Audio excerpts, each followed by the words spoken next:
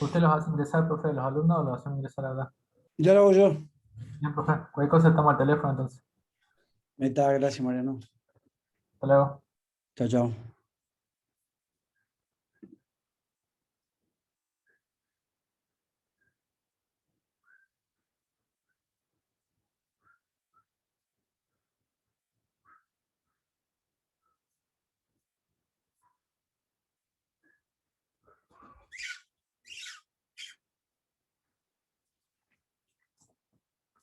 Hola, Mati.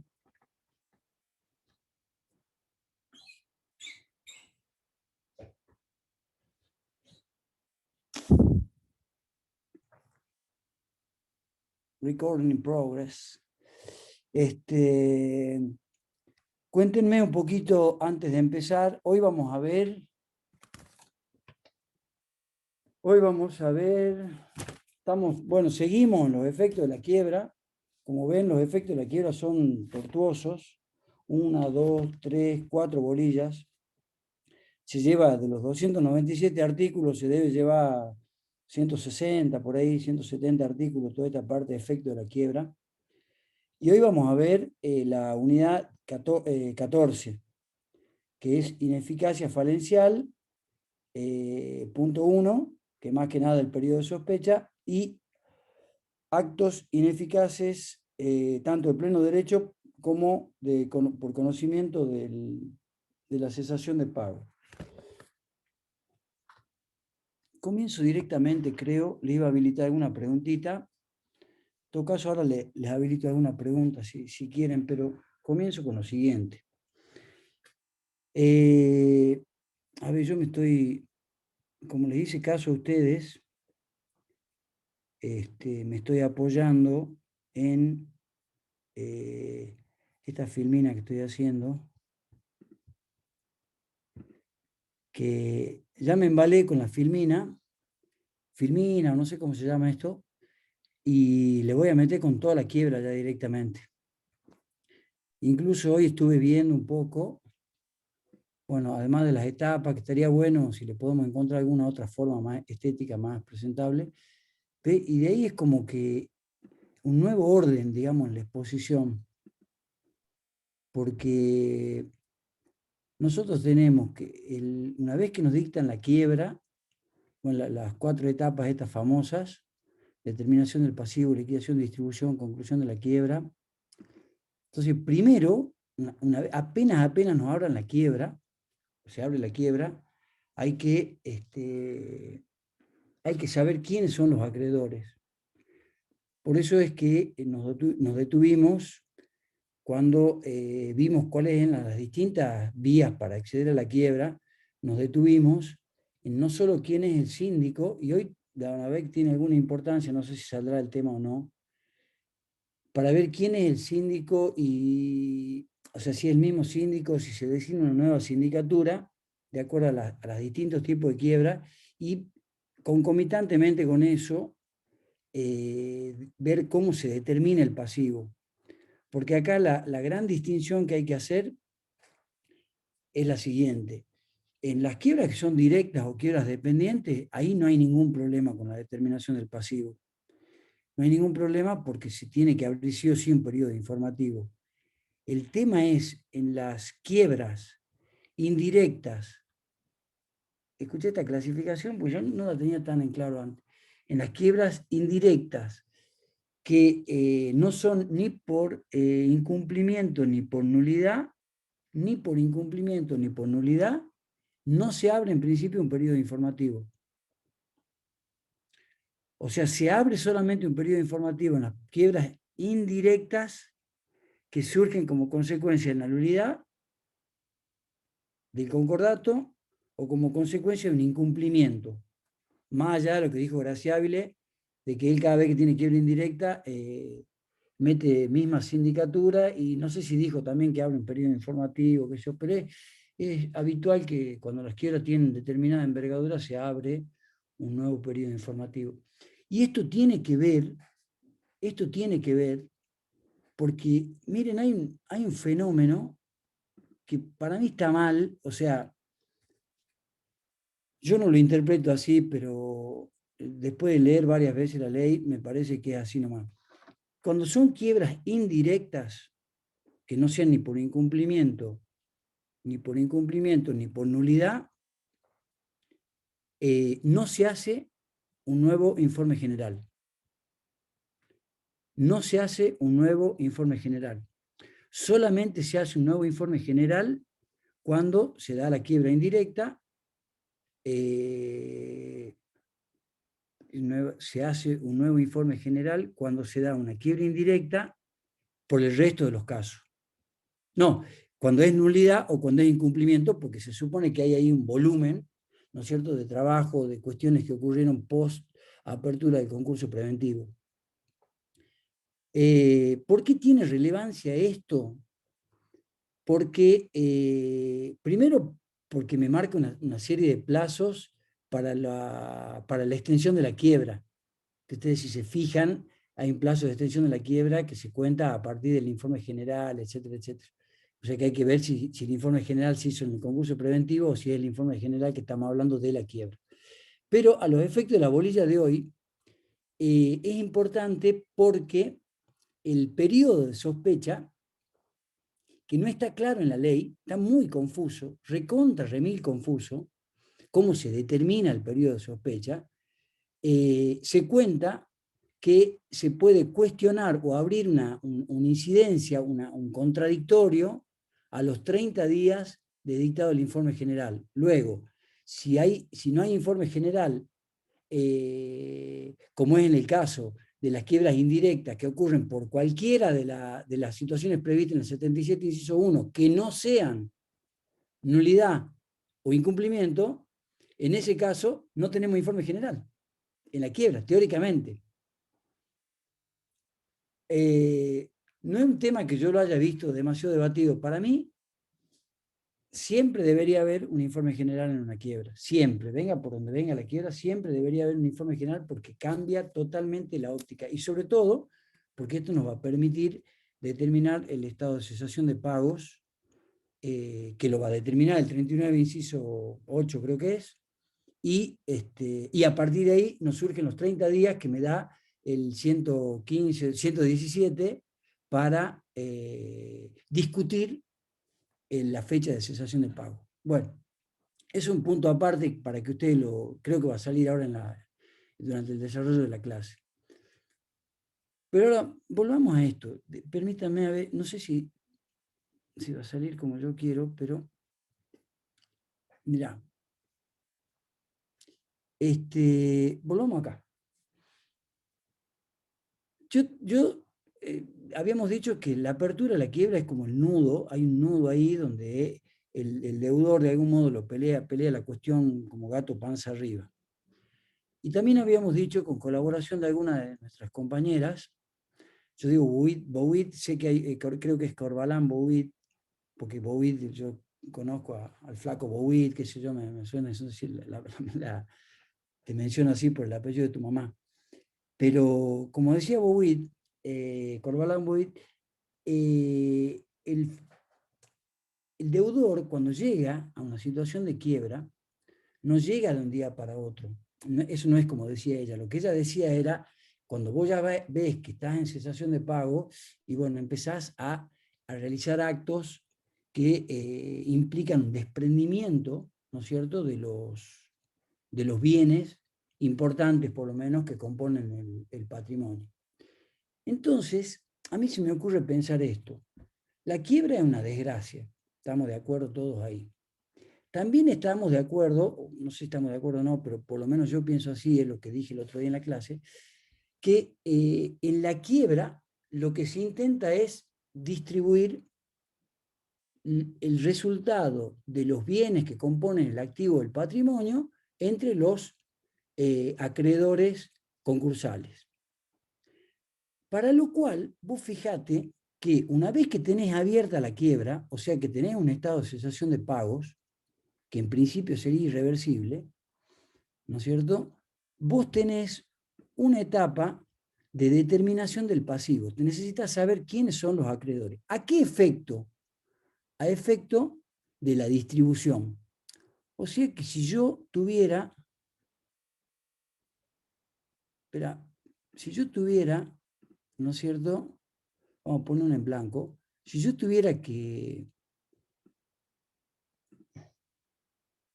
no le des bolilla a esto y a esto tampoco. Si yo tuviera que hacer una distribución, yo te diría que la liquidación, para acá va. Me quiero hacer el canchero y no me sale la LPM. Tic. Bueno, no me sale, no me sale, no me sale, no me sale, no me sale, no me sale. Volvamos, volvamos, volvamos. Último intento, último intento. Último intento, ¿dónde está? Título y viñeta. Ahí está. Bueno, si yo tuviera que, vos cuando estés estudiando la quiebra, estudiá, producida que fuere la quiebra, vos tenés verificación y relacionalo, ¿no es cierto? Relacionar con distribución. Bueno, ahí dice distribución. Con distribución. O sea, vos, ¿a quién vas a distribuir? Vas a distribuir a los acreedores que están verificados, ¿no es cierto? Con lo cual, tenés que hacer todo un trabajo de investigación, de auditoría, por supuesto que ligado a la iniciativa que tomen los acreedores cuando se presenten a verificar, para saber cuál es el pasivo concursal. Verificación o determinación de pasivo, ¿no es cierto? Esta determinación, cuando vos estudiés, volvamos acá, volverte acá, cuando vos estudiés la quiebra, tenés que estudiar la quiebra, que es este cuadradito, vincularlo con determinación del pasivo, inmediatamente tenés que saltear a distribución. Cuando saltás a distribución, sí o sí, tenés que ver privilegios. Entonces ahí vos ya tenés quiebra. En la quiebra yo tengo que saber quiénes son los acreedores y tengo que saber cómo distribuyo. Pero al medio, también decretada la quiebra, vos tenés que determinar la liquidación, ¿no es cierto? La liquidación, que eso está relacionado con, te diría, desapoderamiento, incautación, de relacionarlo con, bueno, la liquidación, tenés que desapoderar, tenés que incautar, tenés que relacionarlo con revocatoria concursal, tenés que relacionarlo con, bueno, vamos con artículos ya, con el 149 derecho de receso, con el 150 aporte, tenés que relacionarlo con el 122, que es cuando vos se hacen pagos al acreedor peticionante de la quiebra. Tenés que relacionarlo con el 173 y 174. Después esto no lo copien esto, ¿no? Estoy tratando de hacer algo para entrar en calor nada más. Que son las acciones de extinción de responsabilidad. O sea, en la liquidación, el síndico lo que intenta es adquirir, o sea, tratar de sacar la mayor cantidad de dinero posible.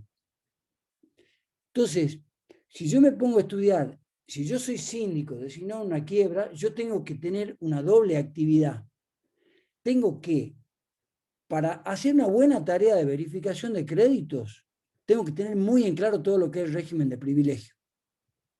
Al tener muy en claro el régimen de privilegio, me va a permitir hacer una investigación eficiente y efectiva a fin de determinar cuál es el pasivo concursal. Luego, y en el mismo momento, por eso está bueno que se trabajen con equipos de trabajo, y en el mismo momento yo tengo que tener una visión de cómo le obtengo la mayor cantidad de dinero posible a esta quiebra. Para eso, la primera cuestión que yo me tengo que preguntar es qué forma tengo para liquidar. ¿Cuál es la forma? Si bien la ley me da una prioridad, en la realidad, como la prioridad no es obligatoria, y en cambio sí es obligatoria la finalidad, ¿cuál es la prioridad que tengo que tener como síndico al momento de liquidar? La que me permita obtener mayores cantidades de recursos. Si además de eso, yo opto porque la empresa continúe, se me produce una cantidad de cuestiones vinculadas con la continuación de la empresa, muchas de las cuales están vinculadas con la situación laboral, que es la más acuciante, porque los trabajadores, obviamente, al ser esa la única fuente de ingreso, tienen mayor nivel de intolerancia, digamos, a la demora en los pagos, y todo lo que son todos los contratos, cómo el fallido, cómo el síndico continúa con todos los contratos que tiene vigente el fallido para seguir adelante con la explotación de la empresa, y si no hay continuación de la explotación, ¿no es cierto? Ahí se simplifica la cuestión, ya no tenemos todo el andamiaje, estoy pensando siendo yo alumno que estoy preparando una materia, ¿no? Entonces, si yo elijo la forma de liquidar, la elijo con continuación, se me arma todo el problema acá de la continuación de la empresa, contrato y sobre todo toda la cuestión laboral. Si elijo la liquidación por venta de conjunto, bienes individualmente considerados, ya no tengo todo el problema de la explotación, o sea, no tengo el problema del 189, 190, el informe del 190, que es muy, muy engorroso y muy trabajoso, y directamente tengo que ir a la venta más oportuna con distintos sistemas de liquidación que vamos a ver en la próxima clase. Perfecto. Una vez que yo obtengo toda esa cantidad de dinero, lo distribuyo. Bueno, eso tiene que ver con efectos hacia adelante, ¿no es cierto? Tiene que ver con efectos hacia adelante. Bueno, borremos esta filmina que es un desastre. Ahora, mirá, ¿qué es lo que yo te estoy tratando de decir, un poco desordenadamente? Efecto de la quiebra hacia adelante y efecto de la... Estos son los efectos hacia adelante: el desapoderamiento, la incautación y la liquidación. O sea, estudiar la quiebra, en el acto verifico y en el acto tengo que tener en claro que la verificación me va a permitir una distribución, pero en el medio, como jamón del sándwich, en el medio de la verificación y de la distribución está la liquidación, porque yo no puedo distribuir lo que no tengo. Pero ¿cómo lo distribuyo? En función de la verificación de crédito. Entonces, después le vuelvo a la filmina.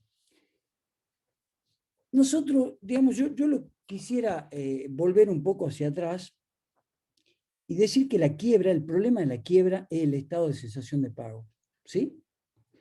Es cuando una empresa se muestra impotente para hacer frente con medios regulares a las obligaciones que ha adquirido. Perfecto. El estado de cesación de pagos, el presupuesto, es uno de los presupuestos, el más importante, de la quiebra. El estado de cesación de pagos tiene que ser demostrado. Aunque lo afirme categóricamente el deudor, aunque lo afirme el acreedor, el estado de cesación de pagos, ya sea por el deudor, si es quiebra directa pedida por él, o si es por el acreedor, si es quiebra directa forzosa, tiene que ser demostrado. No puede ser...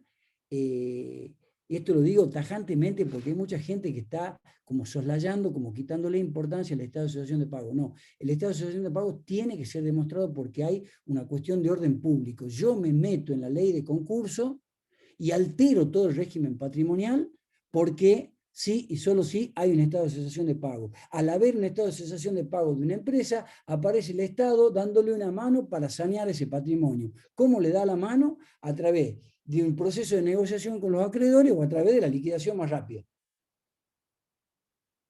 Concurso preventivo, igual, saneamiento patrimonial, acuerdo con los acreedores, le demos una mano. Quiebra, liquidemos rápido. Eso tiene que quedar internalizado. La quiebra, vamos rápido, porque la lentitud, ¿no es cierto? Históricamente se ha demostrado que la lentitud termina de complicar, es un negocio paralelo para los síndicos y para los tipos que están ahí carroñando a las empresas que están en quiebra, pero no es un negocio para los acreedores. Entonces, al acreedor en el concurso preventivo, estoy de acuerdo que lo tenés que poner en un stand-by, lo tenés que poner en sala de espera. En la quiebra no. En la quiebra ponérmelo en el primer lugar. Y me animo a decir que antes que los trabajadores. Sujeto por supuesto, a crítica y a todo lo demás. Bueno. Profesor, la ley dice que hay que probar los hechos reveladores de la cesación de pago, no la cesación de pago. Yo por cualquier hecho puedo probar. Bien, muy bien. Entonces, una vez que tenemos definido el concepto de estado de cesación de pago, que acá cobra una virtualidad y una potencia tremenda, aparece que la cesación de pago es como iba a decir asesinato, pero para que ustedes empiecen a cambiar un poco el rostro, la infidelidad. ¡Epa! A ver, mira cómo miró. A ver, ¿quién es? Renfige Rodríguez. Mirá así. La infidelidad. ¿Existe la infidelidad? Pregunta de examen, Carlos. ¿Existe la infidelidad de pensamiento? Jimena, ¿existe la infidelidad de pensamiento? Estás con tu novia o con tu novio y estás pensando en la novia anterior, en el novio anterior, en la que no se te dio. ¿Qué existe, profesor?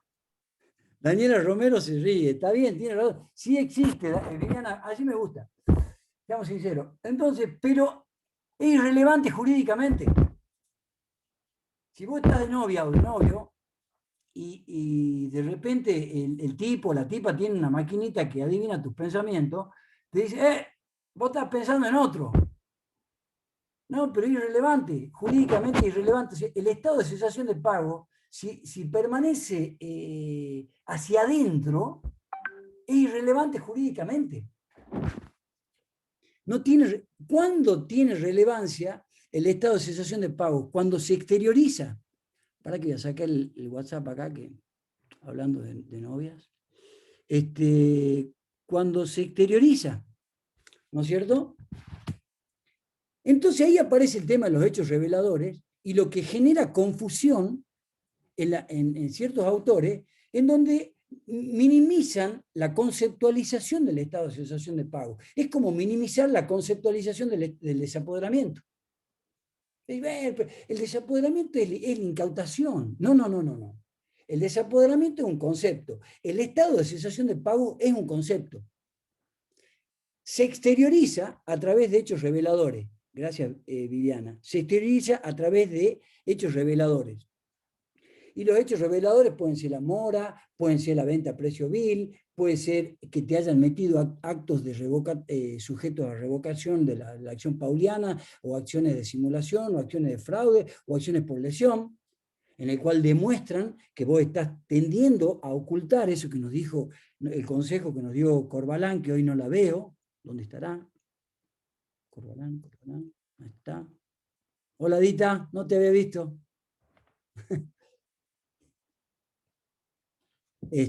No, hoy no nos acompaña.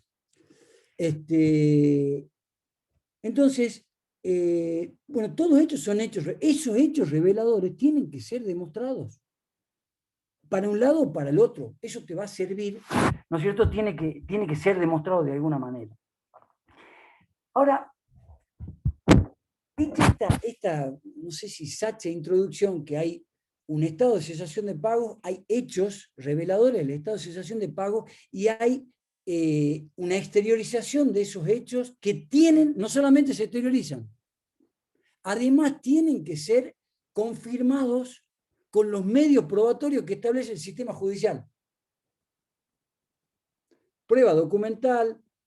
En el caso nuestro, primero digo el género y después digo qué es lo que dice nuestra ley. O lo tenés que acreditar con prueba documental o con un reconocimiento explícito del deudor o con, digo en general, no es lo que dice nuestra ley, una testimonial, una pericial, a través del sistema de presunciones, pero tiene que ser demostrado. Nuestra ley circunscribe todos esos medios probatorios y dice, la quiebra solamente se prueba por medios documentales. No importa, eso es un detalle. Ahora, cuando se da la quiebra y se da esta ecuación de quiebra, desapoderamiento no, mejor dicho, estado de cesación de pago, primer concepto. Segundo concepto, hechos reveladores. Tercer concepto, medios confirmatorios de esos hechos reveladores. A su vez que todo esto, que estos tres cositos, este licuado que hacemos con estos tres elementos, los tenemos que licuar dentro de la licuadora del Poder Judicial.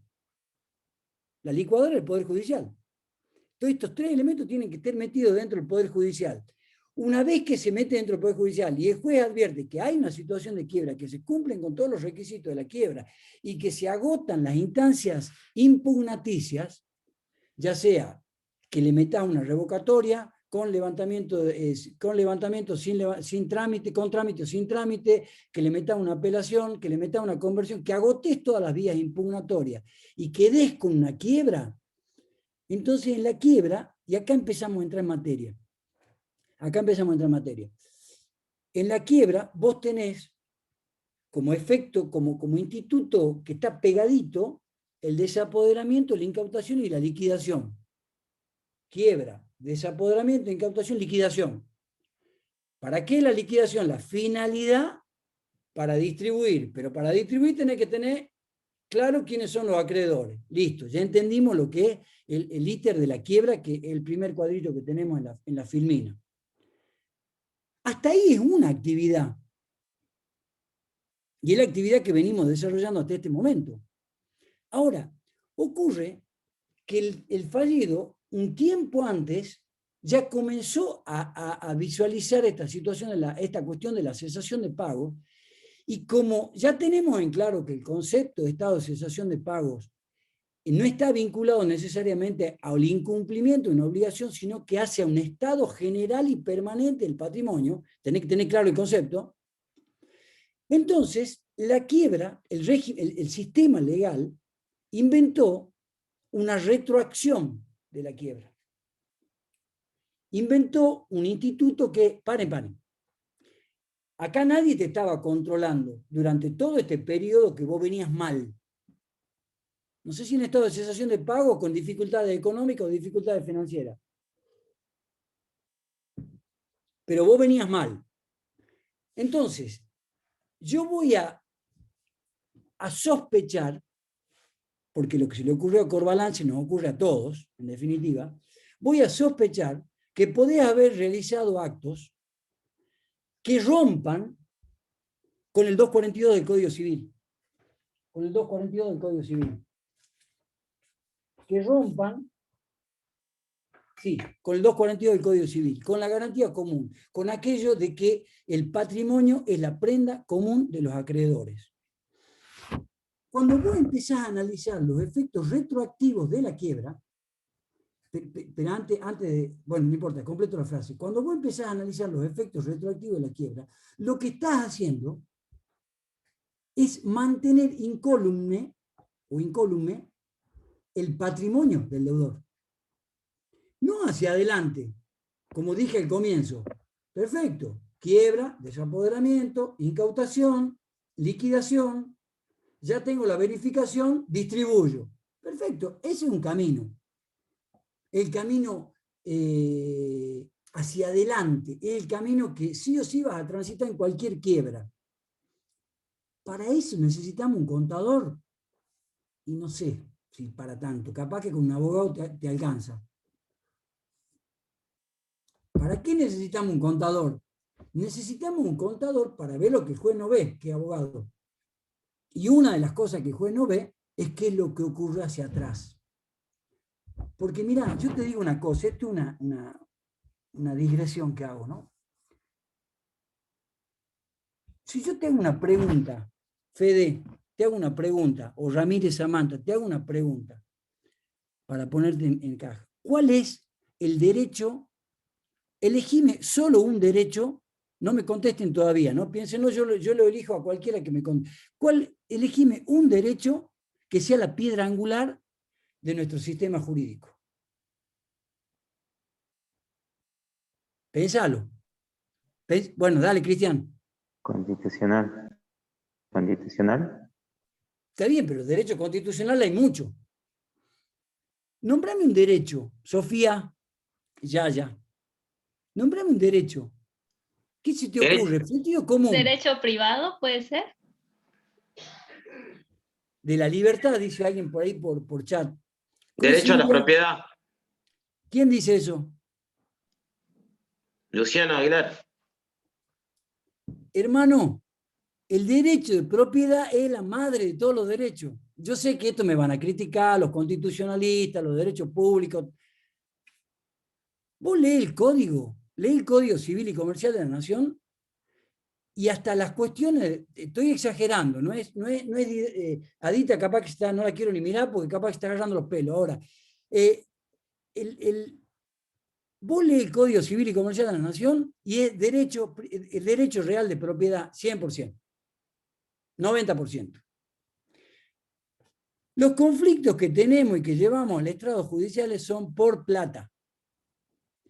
Si el sistema nuestro sería la propiedad privada, la propiedad participada del Estado, la propiedad colectiva, de no sé si era tan así con los incas, o qué sé yo, con el sistema comunista que no cuajó, no sé si por qué no habrá cuajado, bueno, sería otra la historia. No estoy haciendo un juicio de valor de ninguno de los dos. Lo que te digo es que el derecho real de propiedad, te voy a decir con otra frase, por el derecho real de propiedad nos matamos muchas veces. Por el derecho real de propiedad nos matamos muchas veces. Los divorcios, si no hay plata, 2 minutos se resuelve todo. Las sociedades, si no hay plata, 2 minutos se resuelve todo. Si vos vas en la vía pública, vas caminando, te atropella un Fiat 600 modelo 68, y bueno, pagaste solo la quebrada de la gamba, no sé si perdiste un pie, ponete una prótesis, ponete una pata de palo, al tipo no le vas a sacar una moneda. Ahora, si a vos te roza un Mercedes-Benz, ¿no es cierto?, modelo 2020, y inmediatamente tenías chance de jugar en la NBA. Inmediatamente. Yo tenía chance de jugar en la NBA y reclamo 10 millones de dólares, no sé qué, no sé cuánto. Bueno, esto no es una cuestión académica la que estoy diciendo, pero sí es una cuestión de palparlo, que empecemos a palparlo. El derecho de propiedad. Yo soy dueño de una cosa, de una o de muchas cosas. Como ahí se presenta el litigio, mejor dicho, ahí se presenta el conflicto, porque si vos te pones a analizar hacia atrás, ¿cuándo nace el derecho? Cuando hay convivencia. ¿Por qué nace el derecho? Porque en la convivencia hay dos personas, imagínatelo esto idealmente, hay dos personas que quieren la misma cosa. Hay escasez de bienes y hay dos personas que quieren la misma cosa. ¿Cómo hacemos para darle esa cosa a esas dos personas? Y bueno, si alcanza, le damos una parte a uno, otra parte a otra, chao, se van a la casa. Y si no alcanza, se construye todo un sistema jurídico. Y el sistema jurídico dice, no, derecho real de propiedad es inamovible. Yo te hago una pregunta. En la pandemia, cuando arrancó la pandemia, en el cual, te hablo marzo 2020, donde no sabíamos qué era el virus, que creíamos que salíamos a la calle y te moría, y veía a los vecinos y te hacía el tonto, así para no saludarlo a 30 metros, porque decía, este me va a contagiar, qué sé yo. Bueno, la gente cuando estaba sin laburo, ¿por qué respetó por qué no se sublevó? ¿Por qué no te ocuparon los country? ¿Por qué no vinieron a esta casa y dijeron, hermano, ahora compartimos los gastos? ¿Por qué la gente no soslayó? No estoy llamando a la rebelión, Adita, ¿no? Sino que digo, ¿por qué la gente no soslayó todo el sistema jurídico? Por No miedo. sé por qué, la verdad que no sé por qué, pero sí sé es que es muy fuerte, por el cual el derecho real de propiedad está afincado en cada uno de nosotros, y las reglas de juego, y ahí empiezo a darle un poco de forma a lo que estoy queriendo decir, las reglas de juego de los sistemas legales están en función de defender el funcionamiento de una sociedad. Alguna doctrina filosófica, ¿no es cierto?, entiende de que la construcción de los sistemas legales está asociado al poder. Porque yo, que soy abogado, mi hora vale X peso y la hora del barrendero vale menos X? ¿Por qué? Pero te doy otro ejemplo más. ¿Por qué la hora del profe de historia me encantaría ser profe de historia, ¿por qué la hora del profe de historia vale menos que la del contador público? O que la del abogado. Porque hay un sistema legal. Bueno, yo creo que el sistema legal está asociado al mantenimiento de la sociedad. Se intenta mantener la sociedad, el funcionamiento de la sociedad. En el mantenimiento de la sociedad, obviamente, los que detentan el poder son los poderosos. O sea, ahí viene una pregunta, relación entre derecho y poder, para que vos te quedes pensando. ¿Qué tiene que ver esto con la clase de hoy? Es que el sistema legal, para autopreservarse, acá viene, el sistema legal patrimonial, en el cual hace eje en el derecho real de propiedad, para autopreservarse, dice, bueno, vos podés, sos dueño de tus cosas, podés usar de las cosas de las cuales vos sos dueño, derecho de propiedad, podés abusar de las cosas de las cuales vos sos dueño, podés romper tu vehículo, podés donarlo, podés destruirlo, podés hacer lo que vos quieras. Lo que no podés hacer es hacer abuso de derecho. Consecuentemente, si vos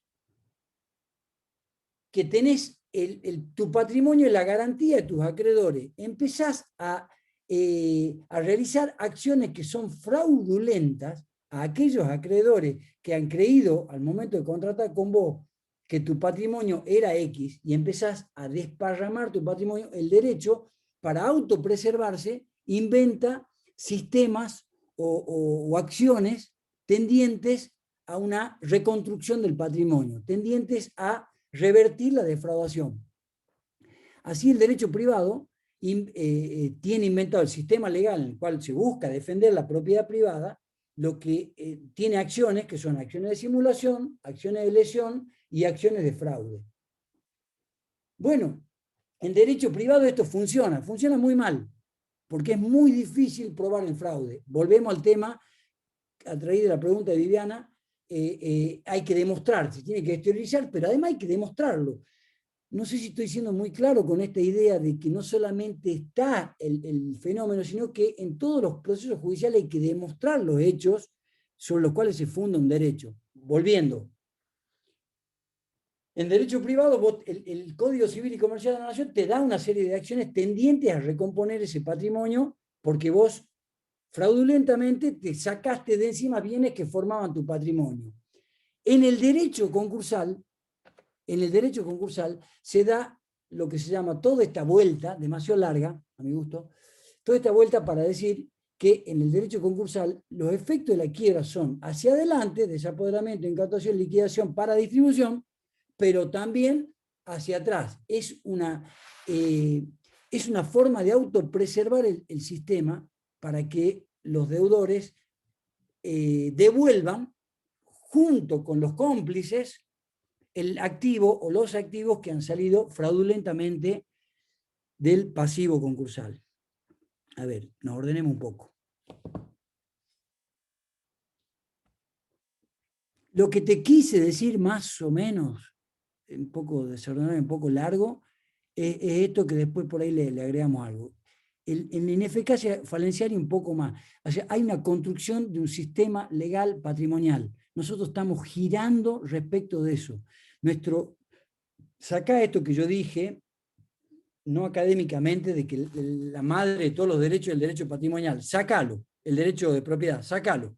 Lo que sí te digo con categoría académica es que en nuestra materia, en el derecho concursal, el derecho real de propiedad es el eje sobre el cual se asienta toda la materia. ¿No es cierto? Bueno, a partir del derecho real de propiedad se ha construido un sistema legal patrimonial que básicamente está establecido en el Código Civil y Comercial de la Nación, dentro del cual hay una legislación especial para las empresas que están en estado de cesación de pago. Soslayemos el tema de las acciones ordinarias, que dice ahí el segundo puntito, construcción de un sistema, acciones ordinarias, ahí te marco los números de artículo, nosotros son 3, el código limita a estas 3 acciones, y si ya empezamos a enunciar las que se refieren a nuestra ley, que son las acciones de revocatoria patrimonial o las acciones especiales del 118 al 124. Y por eso te marco, en orden al 242. Lo que se busca en los efectos retroactivos de la quiebra, o sea, retrotraer la fecha de quiebra al inicio de la cesación de pago. Vos fíjate que esto es una actividad intelectual puramente. Se produce la quiebra en un momento determinado. Hacia adelante está todo perfecto, repito por quinta vez, desapoderadamente, incautación, liquidación, distribución, pero tengo que tirar los efectos hacia atrás. ¿Hacia dónde atrás? Hacia el inicio de la cesación de pago. Entonces, y acá es donde viene, ¿no es cierto? Estoy viendo la filmina, que esto que está con color púrpura, porque ya dijimos que el estado de cesación de pago, como nos aportó Viviana, la exteriorización con los hechos reveladores, ojo con los medios confirmatorios, y ahí se produce la quiebra. Una vez que se produce la quiebra, tenemos efecto de la quiebra hacia adelante, que ya lo dijimos, y tenemos efecto de la quiebra hacia atrás. Y ahora mira, esto te lo digo para que ya después te queda y para que vos veas que está todo de algún modo interrelacionado. Sigo sobre esa cuestión. Pero antes que sigas viéndome la filmina, te digo tres cosas. De esto que vas a ver ahora. O sea, una vez que vos haces la retroacción de la quiebra, vos tenés que establecer un plazo. Se establece, en todas las legislaciones se establece un plazo. ¿Por qué se establece un plazo?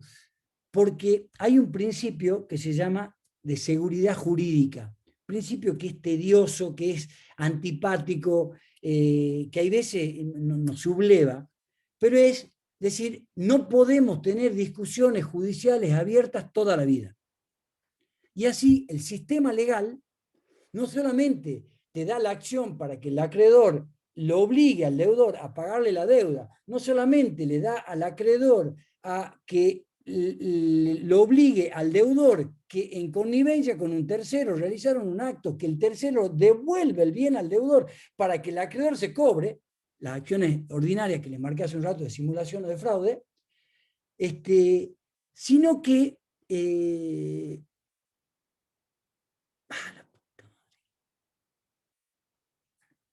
ya me encuentro. No lo tengo a Beth, menos mal que ella es la que me hace poner colorado. Bien. Sino que yo tengo que establecer tres conceptos. Primero, determinar un periodo, porque la ley, todos los sistemas legales, de estas dos que acabo de mencionar, tienen un sistema de seguridad jurídica. Este principio de seguridad jurídica ha provocado o ha gestado dos institutos que también son muy complicados, pero que son muy importantes, que son la caducidad del derecho y la prescripción de los derechos. O sea, vos tenés un derecho, lo podés hacer valer en justicia, siempre y cuando no haya caducado o no haya prescripto. Entonces la ley te arma todo un sistema, todas las legislaciones te arman todos unos sistemas donde vos tenés una caducidad de un derecho, ya no lo podés hacer valer el derecho, o prescripto, tenés el derecho pero no tenés la acción procesal para hacerlo valer en juicio, porque no podemos estar con los conflictos judiciales abiertos toda la vida. En algún momento hay que poner un corte. Repito, es un principio de seguridad jurídica, es antipático, pero está. Entonces, en relación a la quiebra, lo primero que vos tenés que pensar, no hacia adelante, sino la quiebra hacia atrás, que hay que establecer un periodo. No podés tener abierto la posibilidad de revocar actos jurídicos toda la vida, porque eso genera inseguridad, una inseguridad jurídica tan fuerte que se obstaculiza el intercambio de bienes y servicios. Vos le vendés un inmueble a una persona y si tenés que esperar 10 años o 20 años para ver si esa persona vendió con buena fe o con mala fe, o si fue venta a precio vil, o si fue un acto sujeto a revocatoria concursal, y no se podría comprar ni vender nada. Entonces se establecen límites. Entonces, cuando vos estudias la quiebra hacia adelante, lo primero que tenés que tener claro es que hay un periodo en el cual vos puede ser con el cumplimiento de otros requisitos que revoques algún acto en particular. Ese periodo se llama periodo de sospecha. Primer concepto que tenés que tener claro. Pedro, Mande. se me ocurre para los chicos un ejemplo de esto de la seguridad jurídica aplicada exactamente igual que en este caso, la prenotación que se hace en el registro de inmuebles, cuando en virtud de un sucesorio que viene de una ausencia con presunción de fallecimiento, saben que está sujeto a que aparezca el presuntamente fallecido por un plazo lógico, razonable, porque en algún momento tiene que haber seguridad. Es decir, transcurrido el plazo, si aparece el presunto fallecido, ya está, ya lo perdió, porque razonablemente no, se desentendió. Pero bueno, se lo publica en inmuebles y se sabe, el que lo va a comprar sabe que está sujeto a ese plazo. Entonces ahí es otra aplicación concreta de la seguridad jurídica. O cuando tiene que responder, las responsabilidades objetivas, cuando tiene que responder a aquel que tiene a su nombre el auto, aunque lo haya transferido, lo haya entregado por boleto, lo que fuere, hace 5 años, 6 años, y bueno, la víctima, entre la justicia, ¿no es cierto?, entre la justicia y la seguridad jurídica, la ley prefiere la seguridad jurídica. Paga al que cometió el accidente y después repetirá contra el otro. Porque hay que dar seguridad para que no haya incertidumbre por demasiado tiempo. O sea, por eso se fija un plazo. Miren, a tal punto es así que de algún modo, ¿no es cierto?, de algún modo hay que darle un corte, y el corte es arbitrario. El corte es arbitrario. Y ustedes dirán, no, pero arbitrario está malo. Bueno, las leyes son arbitrarias de algún modo. ¿Por qué? ¿Arbitrario en qué sentido? Pues la arbitrariedad es un concepto ambiguo. ¿Arbitrario en qué sentido? En que hay una voluntad colectiva que expresa una idea a través de una norma. Estos ejemplos que ha puesto Adita, tanto del sucesorio como el del automóvil, que el tipo cree que vendió, pero en realidad después tiene que comer un juicio porque no hizo la transferencia en el registro, te colocan en una situación, no es justo, yo no merecía eso. Mirá lo ese, belleza que está ahí. ¿Cómo se llama, Leonardo? Activa el micrófono. Se llama Lisandro. Hola, Lisandro. ¿Te gusta el derecho concursal? ¿Te gusta el derecho concursal? Más o menos. A mí tampoco. A mí tampoco. Pero estas dos... esto que quiero decir ahora con esta intervención que hace Adita es que el sistema legal es el que está. ¿Te puede gustar, no te puede gustar? Bueno, hay un sistema de construcción de normas. Y tiene que ver con lo que yo estaba diciendo antes, de que el derecho está vinculado al poder.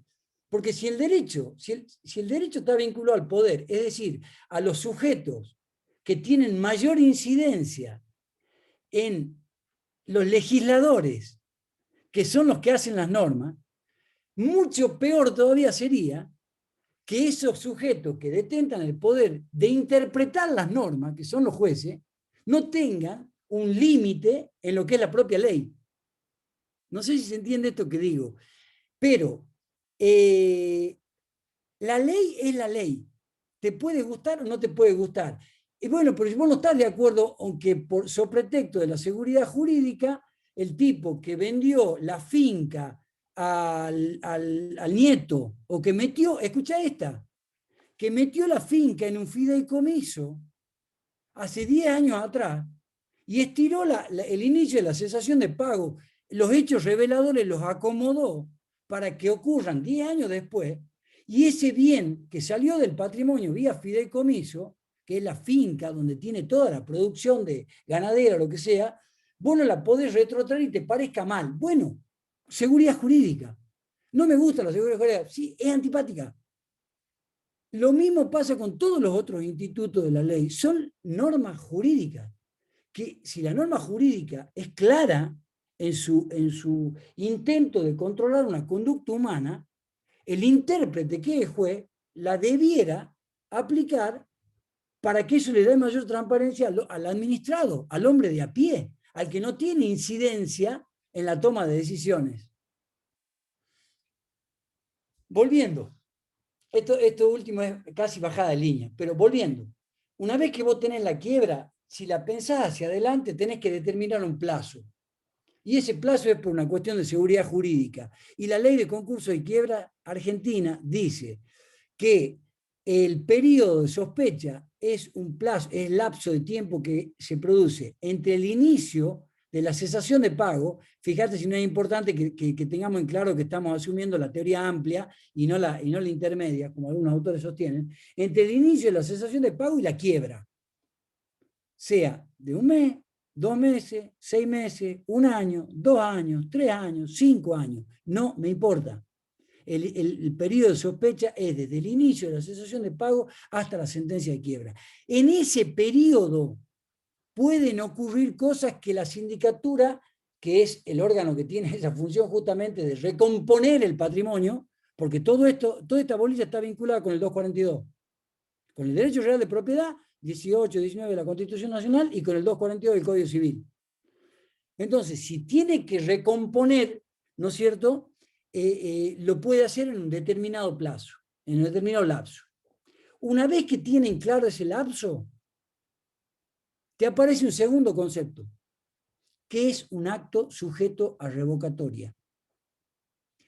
Y ahí tenés que ir, así como vos conceptualizaste el estado de cesación de pago y lo aplicaste al momento de hacer tu opinión en el 39, inciso 8, o inciso 4, no me acuerdo cuál de los dos, que es donde vos te expedís sobre el inicio de la cesación de pago como síndico, ¿no es cierto?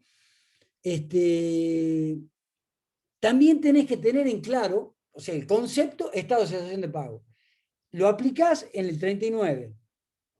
Y si se produce una contradicción, 117, 116, 115, de la fecha de la determinación de pago, ahí la sindicatura emite una nueva opinión y está muy bueno tener en claro el concepto de estado de cesación de pago, pero no un concepto que a mí se me ocurre de boquita para afuera. Acuérdense los pocos que han participado en la clase el año pasado de Casadio Martínez, donde dijo la tarea de la sindicatura es recabar informes sobre todo contables. Así como la ley es una, y si está clara hay que aplicarla, nos guste o no nos guste, de la misma manera, la función de la sindicatura es trabajar sobre los estados contables, es básicamente informativa, es 90% informativa, porque aún las actividades que hace de control son informativas. La actividad informativa la hace sobre qué. No, yo creo que este tipo es un chanta. Yo creo, sí, seguro que lo ha vendido mal al inmueble. No, para mí que esto está dentro del 39, 18, tiene que ser un acto sujeto a revocatoria. No. Yo necesito que vos, como síndico, me digas cuál es el análisis técnico, no me guitarré, para eso están los abogados, no me guitarré, cuál es el análisis técnico que te permite a vos concluir de un modo razonable, palabrita que a ustedes les encanta, presenta un modo razonable, los estados contables, bueno, de un modo razonable, cuál es el inicio de la cesación de pago. Una vez que vos tenés conceptualizado y definido el inicio de la cesación de pago, te aparece el segundo concepto. ¿Cuáles son los actos sujetos a revocatoria concursal? Y ahí tenés una superclasificación, que es la del 118 y la del 120.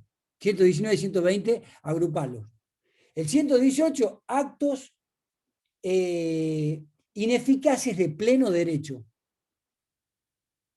Es decir, los actos a título gratuito, los actos en los cuales vos hubieses anticipado el pago de una deuda no vencida o que vencía el día de la quiebra, y las preferencias que vos le das a ciertos créditos que no tenían originalmente esa preferencia y que vencían después de producida la quiebra. Artículo 118. El segundo de los conceptos que tenés que tener en claro es actos con posibilidad de ineficacia que hubiesen surgido por conocimiento del estado de la cesación de pago, que tenía el tercero con el fallido, que a la postre es fallido. Por supuesto que el tercero hizo el acto antes. Se le decreta la quiebra después, definís cuándo van a haber actos que vos puedas revocarlos, y tenés que tener claro el 118, como acabo de decir, ineficacia de pleno derecho, y tenés que tener en claro el 119, que son actos en conocimiento de la cesación de pago, y en ambos casos, y escucha esto, en ambos casos, se tienen que producir dos institutos que son de derecho privado. Uno, tiene que haber un concilio fraudis, tiene que haber una base fraudulenta. Vos estás yéndote hacia atrás por aquello que el sistema legal te permite hacer un montón de acciones, pero también el sistema legal se autodefiende y te da acciones para que vos revises acciones que se hicieron hacia atrás en fraude a los acreedores. O sea que tanto en las acciones del 118 como la del 119, como la del 120, la del 122 también, y algunas otras que ahora mencionaremos, todas estas acciones, que son efectos retroactivos de la quiebra, tienen una base fraudulenta. No lo dice la ley, pero hay una base fraudulenta. Por eso te llevé inicialmente a que el sistema legal para autodefenderse ha construido, no te hablo del sistema concursal, que es un régimen especial, el sistema general de derecho patrimonial ha construido acciones tendientes a revocar ciertos actos que han sido realizados en fraude a los acreedores. ¿Por qué? Porque el bien es escaso. Si no hubiera escasez de bien, no hay derecho. Porque el derecho existe con el conflicto, y el conflicto existe cuando los dos queremos la misma cosa.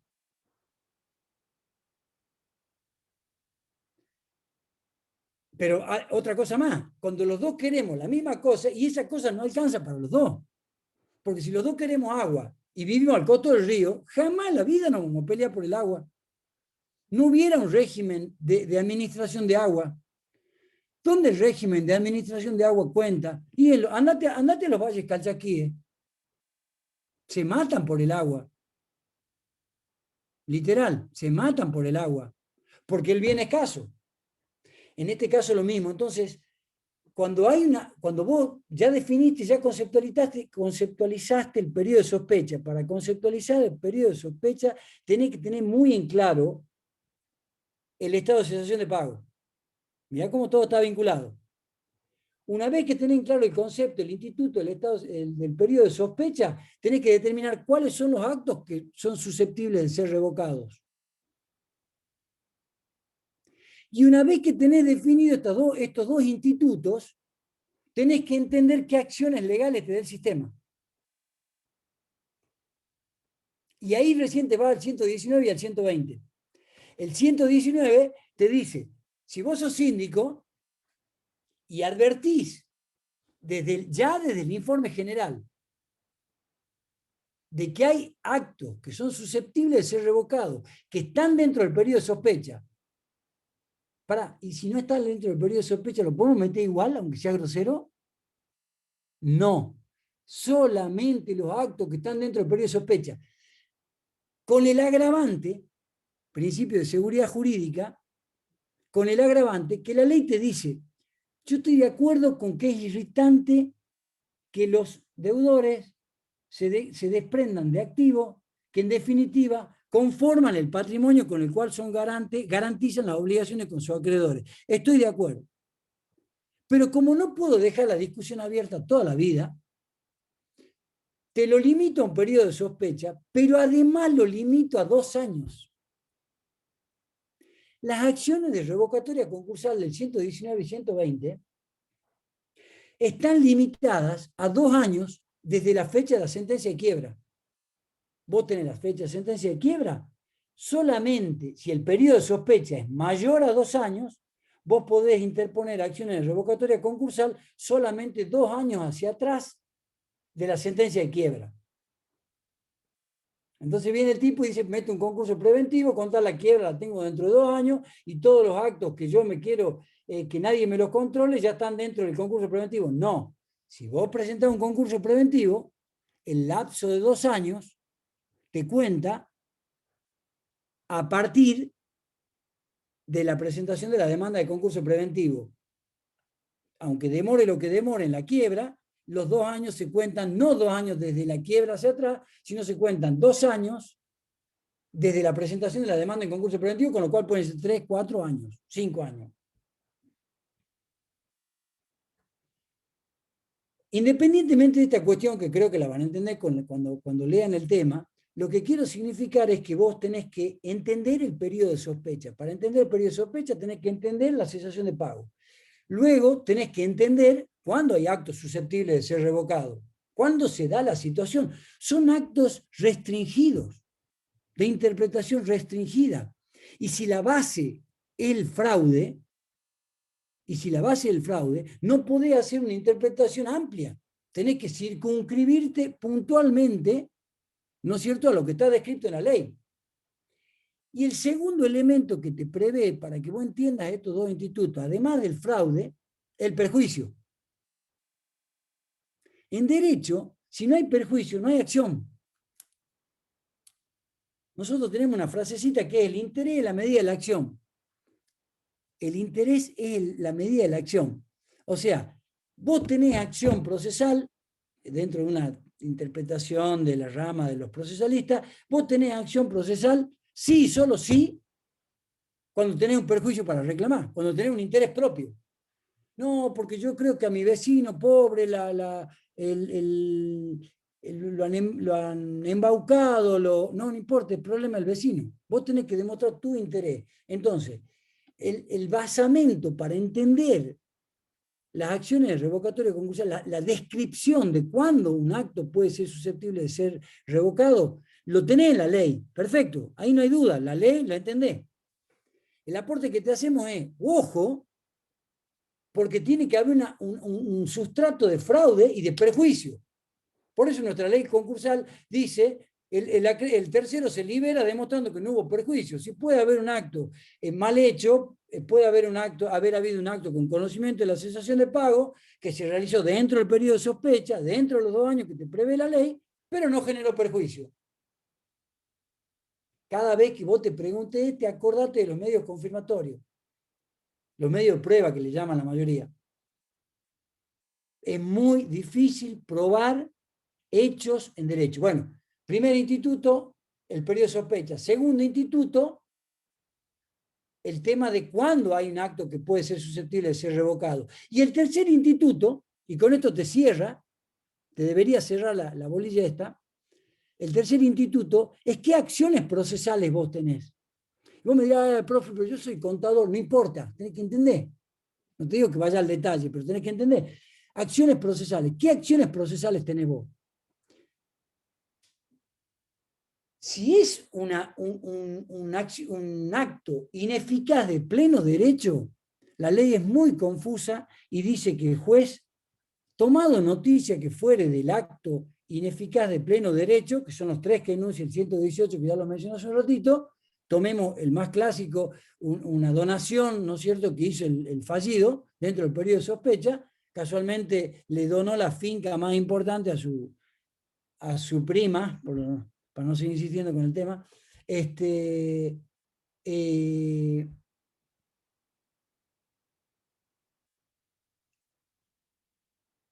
me quedé con la prima. Bueno. Actos ineficaces. Sí. Entonces vos tenés, si el juez toma... Estabas diciendo el plazo. Ya me encontré, no en términos absolutos, pero me encontré por lo menos a los efectos de la clase. Si el juez toma noticia, ¿no es cierto?, de la existencia de un acto ineficaz de pleno derecho, el juez directamente dicta una resolución declarando la ineficacia de ese hecho. O por lo menos, no te pido que entiendas la palabra ineficacia en toda su plenitud, pero por lo menos que entiendas la inoponibilidad a la masa. Acto que puede ser válido entre partes, pero inoponible a la masa. ¿Por qué esa distinción? Porque si se revoca la quiebra, el acto hubiese sido perfectamente válido. Entonces, si el juez advierte que hay una situación que se da en el campo del 118, el juez dice la ley, dicta una resolución directamente declarándolo al acto ineficaz. Eso significa de pleno derecho. que en principio no hace falta una petición. Ahora, la pregunta sería, bueno, sin perjuicio que el juez la puede, si la advierte, la dicta, la sindicatura puede denunciar, y sí. Un acreedor puede denunciarlo, y sí. Un interesado puede denunciarlo, y sí. Lo que no establece la ley es un procedimiento. Por eso que estamos analizando el tercer instituto de esto de los efectos retroactivos de la quiebra, que son qué acciones procesales se tienen. Y acá no hay un trámite procesal establecido, no es que me remite al 280, o no es que me remite al juicio ordinario como me remite el 119, sino que no dice nada la ley. Ahora, yo, por principios generales del derecho, y sobre todo por principios generales del derecho procesal, si un acto va a generar cosa juzgada y eso modifica la situación de una persona determinada, y yo tengo que garantizar un contradictorio. Pero ahí es complejizarlo demasiado. Por ahora quédense con que la acción procesal que tiene, que está prevista en la ley para retrotraer los actos que pueden ser declarados ineficaces de pleno derecho y enumerados en el 118, no tiene un trámite procesal previsto, el juez toma noticia y declara la cuestión. Obviamente, el que se siente perjudicado, y esto no hay ninguna duda en doctrina, tiene la posibilidad de impugnar esa resolución vía recurso de apelación o vía recurso de reposición con el mismo juez. Detalle. ¿Qué otra acción más hay? La otra acción que se prevé es la acción para aquellos actos en conocimiento, dentro del periodo de sospecha, en conocimiento del estado de cesación de pago que generen perjuicio a los acreedores. Para el caso de esta situación, que la definimos en el segundo instituto, la ley le da la acción principalmente al síndico, que es quien realizó todas las tareas informativas en el informe general. Y le dice al síndico que tiene que interponer las acciones de revocatoria concursal a través de un juicio ordinario que tramita ante el propio juez de concurso. Juicio ordinario significa, como todo juicio contencioso, demanda, contestación de demanda, apertura, prueba, alegato, sentencia. El juicio ordinario tiene la ventaja, entre comillas, ahí ya compiten los principios de celeridad versus seguridad. Tiene la ventaja del juicio ordinario donde vos podés producir toda la prueba. Producís testimonial, producís pericial, producís documental, producís informativa, producís prueba de presunciones. Pero la contra, la pelusa del durazno, que son juicios extremadamente largos. Entonces, el 119 te manda a la vía ordinaria, en el cual vos tenés que probar nada más y nada menos que el tercero conocía el estado de cesación de pago. ¿Cómo hace Viviana Ventura, que vos que hiciste referencia hace un rato a los hechos revelados, cómo haces para probar de que un tipo tenía conocimiento de que otro tipo estaba en cesación de pago? La única forma de probar eso es a través de un sistema de presunciones, de inferencias lógicas. Volvamos al tema de la prueba de los hechos negativos, o sea, lo podés probar a través de inferencias. Bueno, entonces la sindicatura tiene esta acción, pero la ley, viste que yo siempre te digo que la ley es media, ¿cómo se llama cuando tenés dos caras? Bueno, la ley lo que te da te quita y te dice que vos tenés que conseguir, le pone una traba, porque no le gusta, a la ley no le gusta mucho todas estas acciones de revocatoria concursal, no le gusta mucho, no es muy proclive, para ser un poquito más preciso en la terminología, la legislación en general no es muy proclive a desarticular la seguridad jurídica. No es muy proclive. Entonces le mete un requisito formal, que es conseguir la autorización de la mayoría de los acreedores. Los acreedores tienen que brindar la conformidad a la interposición de la acción de revocatoria concursal.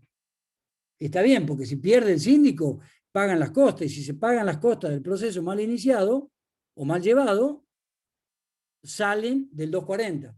O sea que la sindicatura cobra menos, o sea que los acreedores cobran menos. Finalmente, la otra acción que prevé la ley para el caso de los actos en conocimiento, dentro del periodo de sospecha, en conocimiento de la cesación de pago y en perjuicio de los acreedores, es cuando la sindicatura, por alguna razón, justificada o no, si no es justificada puede ser susceptible de ser removida, no interpone la acción y la puede interponer el acreedor a su costa. ¿Qué quiere decir a su costa?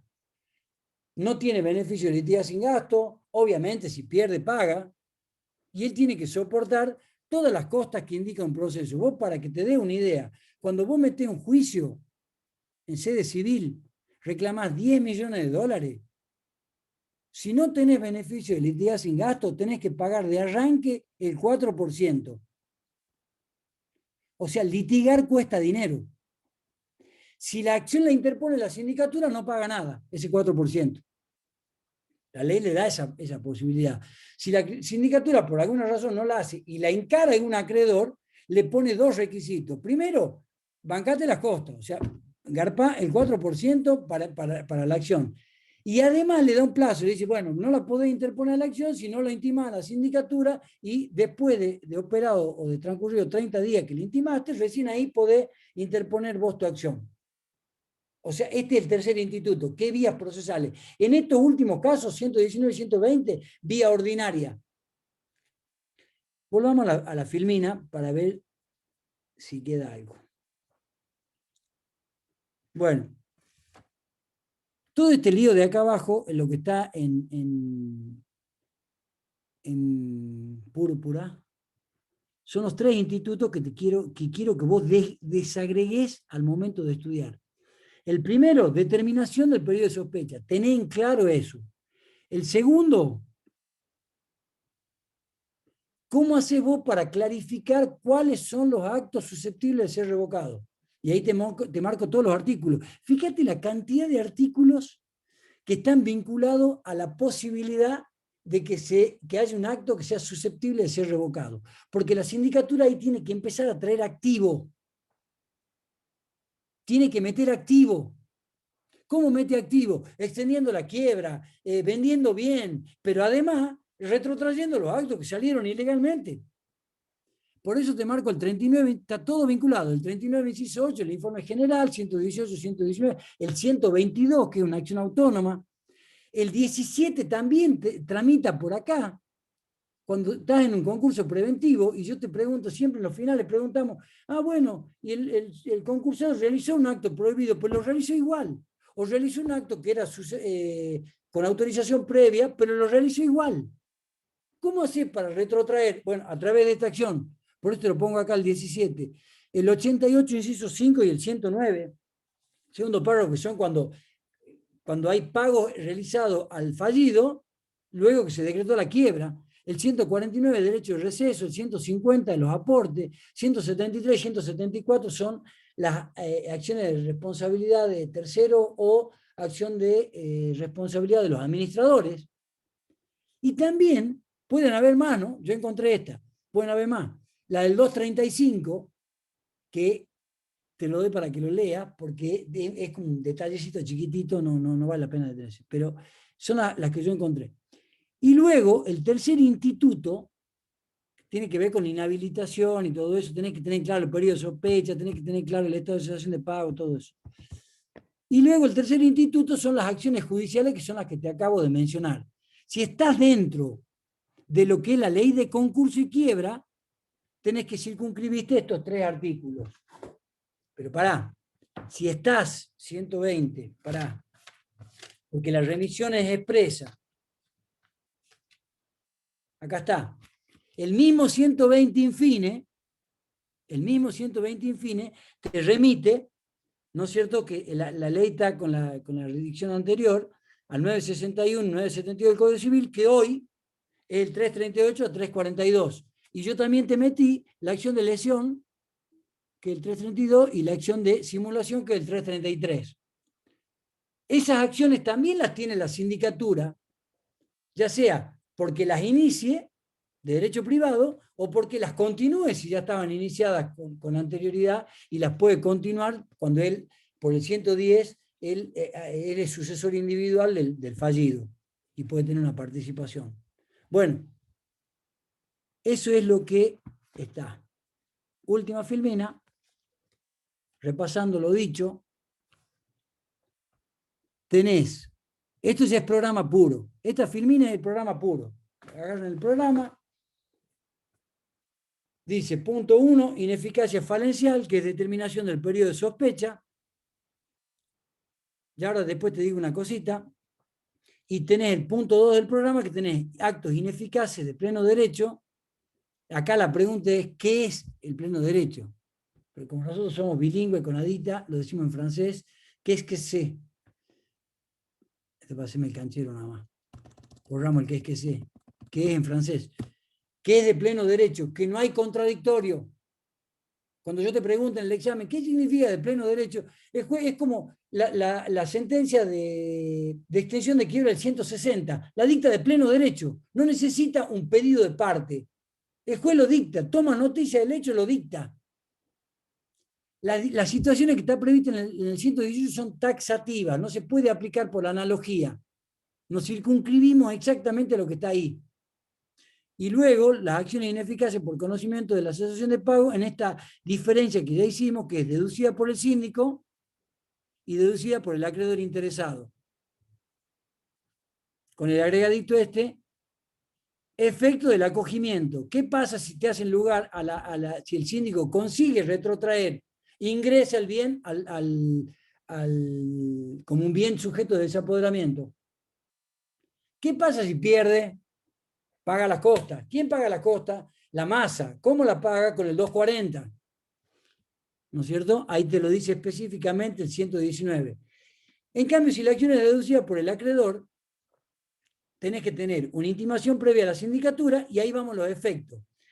La ley le da como una zanahoria al acreedor y le dice, si vos conseguís a tu costa y a tu costo interponer una acción de revocatoria concursal y conseguís retrotraer la operación y que ingrese un bien que no vuelve a reingresar al patrimonio, sino que directamente ingresa, digamos, un bien sujeto a desapoderamiento que la sindicatura lo liquida, bueno, la ley le da un derecho de preferencia, algunos autores hablan de privilegio, yo prefiero hablar de preferencia como género, le dan una preferencia que lo que él obtenga como incorporación o como agregado del patrimonio, él tiene derecho a una décima o hasta una tercera parte del valor del bien, siempre con el límite de su crédito, por supuesto. Si le deben 10 y la décima parte es 20, es solamente hasta 10. Y si pierde, obviamente, el que pierde paga las costas. Mirá lo que tenés que hacer para ser acreedor y meter una acción de esta. Tenés que ser, no sé, kamikaze. Bueno, finalmente, para terminar la bolilla, dice trámites procesales, tengan en cuenta, ahí está marcado el 119, que es la vía ordinaria, plazos para ejercicio. Acá hay otro plazo, por el principio de seguridad jurídica. Vos tenés todas las condiciones para meter, bueno, pero el plazo es de 3 años desde la sentencia de quiebra. Si no lo metiste en ese plazo, fuiste. Y es un plazo de caducidad. No importa si se entiende o no se entiende la diferencia entre caducidad y prescripción. Lo que sí les digo es un efecto. La caducidad no se interrumpe y no se suspende. Transcurren los 3 años, chau, nos vemos. La prescripción se puede interrumpir y se puede suspender. Este es un plazo de caducidad. Pedro, por Mande. ahí es bueno recordarles que la caducidad, así a modo simple, la caducidad ataca el derecho, se pierde el derecho, y la prescripción se pierde la acción. Por eso se puede interrumpir o no. Es decir, la acción para reclamar un derecho. En el otro caso, como es caducidad, el derecho se pierde de pleno derecho, digamos, transcurrido el plazo. Simple, pero esto les va a ayudar a ustedes cuando en la ley decía efecto de la petición de la verificación de crédito. El efecto de la petición de la verificación tempestiva de crédito es que interrumpe la prescripción e impide la caducidad de la instancia del derecho. La caducidad del derecho que hace referencia a Dita es no tenés más derecho, caducó tu derecho. En cambio en el otro tenés el derecho, pero es una obligación natural. ¿Qué significa eso? Que si el deudor te paga, te pagó bien. Pero vos no tenés acción, no podés instar, no tenés derecho de instancia, diría algún autor, no podés excitar al órgano jurisdiccional al fin de que emite una resolución que te dé la razón en algo. No tenés acción procesal. No sé si se entiende. Bueno. Y te puse ahí pusimos ahí el principio de la seguridad jurídica, porque son dos institutos, la caducidad y la prescripción, que tienen que ver con la seguridad. Solamente lo pongo ahí, ahora mismo lo saco, pero para que no está del todo vinculado con la bolilla, pero para que ustedes tengan presente de que este principio de seguridad jurídica no solamente está vinculado con el plazo de ejercicio que son 3 años de la sentencia de quiebra, sino que en todos los sistemas legales, por principio de seguridad, se establecen plazos para la interposición de las acciones. Igualmente, no tiene nada que ver con lo que estamos hablando, pero igual es un tema que a mí me preocupa sobremanera, que ustedes no tienen base de derecho procesal. Igualmente, cómo ocurre un procedimiento judicial. Son todas etapas formales, te gusten o no te gusten, son rígidas y tienen preclusión.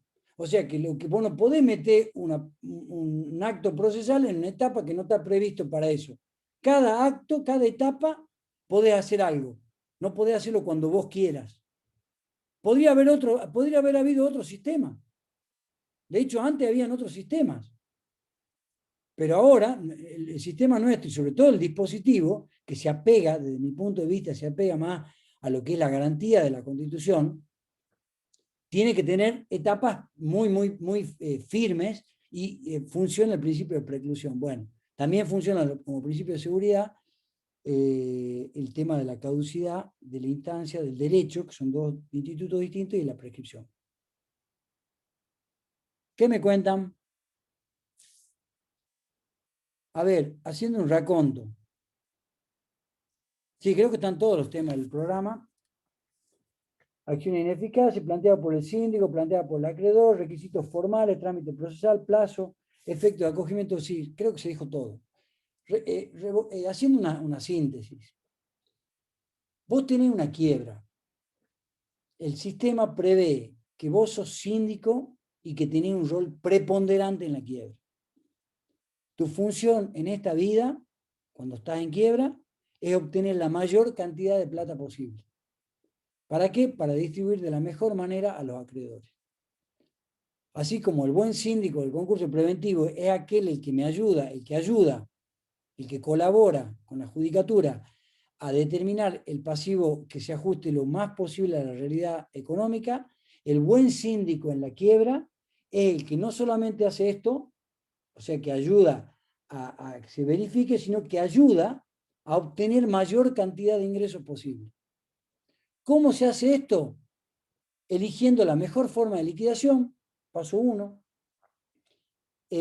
Paso 2, conservando y administrando los bienes del fallido de la mejor forma posible.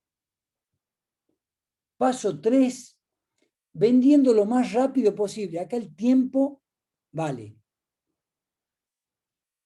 En todos los ámbitos el tiempo vale. El tiempo es Dios. Dice Dark, la serie esta alemana que es muy buena. El tiempo es Dios. Eso métetelo en la cabeza, va para todo. Bueno, entonces en la liquidación vos tenés que liquidar lo más rápido posible.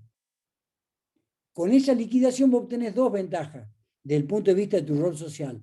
Por un lado, los acreedores pueden hacerse el dinero lo más rápido posible. Y por otro lado, porque los efectos inflacionarios en nuestro país son tremendos y nadie te va a mantener la deuda en moneda fuerte, ¿no es cierto? Y por otro lado, sacás al jugador de la cancha para que pueda entrar otro jugador, otro operador, productor de bienes y servicios. Segunda actividad importante de la sindicatura. Una vez que hiciste esas dos cosas, ya calificás con un 7. Ya sos síndico 7. ¿Querés ser síndico 10? Tenés que evaluar si extendés o no la quiebra y tenés que evaluar si metés una acción de revocatoria concursal o no. Porque si a vos te hacen lugar a la acción de revocatoria concursal, los bienes que vos incorporás al patrimonio están sujetos a desapoderamiento y consecuentemente los podés vender y aumentaste la masa dineraria para distribuir entre los acreedores. Eso sería una síntesis de la bolilla esta 14. Y como tenemos un poquito de tiempo, nos quedamos abocados a alguna preguntita que se les ocurra. Profesor, Mande. con respecto a la adquisición, bueno, de la clase anterior, cuando los acreedores laborales adquieren la empresa quebrada, porque hay continuación de la empresa. Viviana, no lo tomé a mal. Preguntame de lo de hoy primero. Después, si nos queda tiempo, vamos al otro. Así no perdemos la entrada en calor. Preguntame lo que quieras, pero de la clase de hoy. Después, si nos queda tiempo, hablamos del otro. Así no nos salimos de tema. Porfa, perdón. Sí, no hay problema. ¿Tenés alguna pregunta de la clase de hoy? No. ¿Entendiste todo o no se entendió nada? No, me queda duda con el plazo ese de 2 años, pero bueno, supongo que con la lectura lo resolveré, ¿no? Sí, el plazo de 2 años lo vas a resolver con lectura, no te hagas drama. Rodrigo, ¿qué ibas a decir? ¿Cómo le va, profe? Acá en el 118.2, pago anticipado de deudas, bueno, que Sí. son actos ineficaces por derecho. En el caso de que se pague una deuda con garantía, ¿Qué pasa? Bueno, ¿también? ahí te queda, si se paga, a ver, primero clarifiquemos el primer concepto. Pago anticipado de deuda, significa, Sí, hay toda una discusión ahí, porque la deuda vencía el 18 de junio del 2021. A mí me decretan la quiebra el 1 de junio de 2021. Yo, en mayo, voy y le garpo al tipo la totalidad de la deuda. ¿Dónde está el daño? Y el daño está en que el tipo salió plata del activo a un sí, acreedor, cuando en realidad esa plata tendría que ser repartida entre todos los acreedores. Ahora, ¿cuál es la discusión en ese punto? ¿Qué pasa si el contrato, si hubiese sido una obligación contractual, acordate que las obligaciones son contractuales o extracontractuales, ¿qué pasa si la obligación hubiese tenido fuente contractual y el contrato hubiese previsto el pago anticipado de deuda? O sea, vos te estás ciñendo al contrato. Pero más todavía, ¿qué pasa si te hacen una bonificación por pago anticipado de deuda? ah. Ahí hay otro tema también, no te digo Sí, cuál es sí, la sí. respuesta, cuál es la solución. Bueno, yo tengo un pago de deuda sobre un crédito que es privilegiado, me decís vos, yo pues ya estaba afinando, te tiré dos inquietudes más, pero ahora Sí, vamos a la tuya, es decir, yo tengo un pago anticipado de deuda de un crédito que está privilegiado, levanté el privilegio, macanudo, no hay daño. No entra, me parece. está perfecto. Sí, a simple vista con lo que vos acabas de decir. En cambio, el tercer inciso es al revés. No tenías deuda, no tenías privilegio, pero acá también quiero hacer una salvedad ya, voy a aprovechar tu pregunta, Rodrigo. Vos inicialmente en una deuda que no tenías privilegio y anticipadamente al vencimiento de la obligación vos la convertís en deuda privilegiada. O bien le aumentás le metés intereses punitorios y le haces más gravosa la deuda. Por eso la ley habla de constitución de prenda o hipoteca o cualquier otra preferencia. Ojo, esa cualquier otra preferencia puede ser la modificación de la tasa que te haga que el crédito en vez de valer 100 valga 1000. Claro, Que la parte establezca una cláusula penal que la tasa de interés se multiplicará por 10. Y bueno, ahí se lleva toda la plata, ahí evidentemente se lleva toda la plata el tipo. Pero te quería decir algo más respecto de eso. Bueno, se me fue, ¿qué más te iba a decir? el pago de deuda con bonificación, ¿puede ser? ¿O No, ya te lo dije. No, estamos parados en el tema de los créditos con garantías reales en el tercer inciso. No sé qué más te iba a decir. Pero bueno, lo grueso te lo acabo de decir. Listo, gracias, profe. ¿Qué otra pregunta? Vamos, Daniela. ¿Entendiste algo o no? Súper aburrida la clase de hoy. ¿No? Bedia, Mirta, ¿alguna preguntita? Bedia, Mirta, Belén.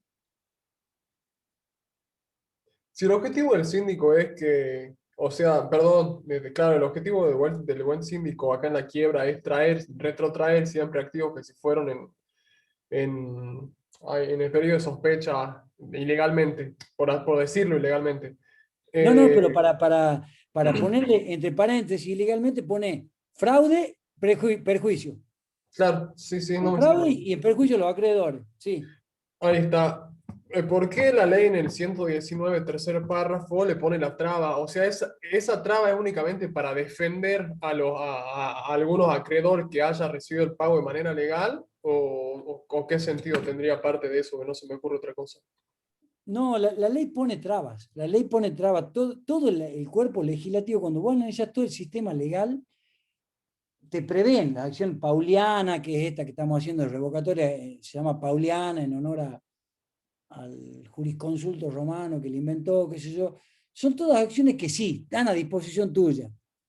Pero la verdad que el derecho es reticente a que se modifique. Lo hecho está. Un poco así. Te dan la herramienta, pero la limitan. La limitan tanto que en la práctica se torna de muy difícil aplicación. Yo tengo bastantes casos de acciones revocatorias concursal.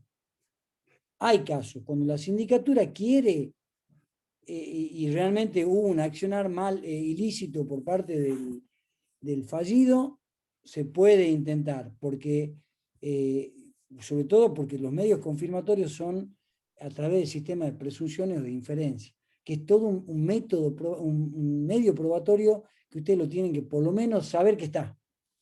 Para los abogados es fundamental el régimen. Los laboralistas viven gracias a la presunción del 23 de la Ley de Contrato de Trabajo. El régimen de presunciones de la Ley de Contrato de Trabajo te modifica todo el campo.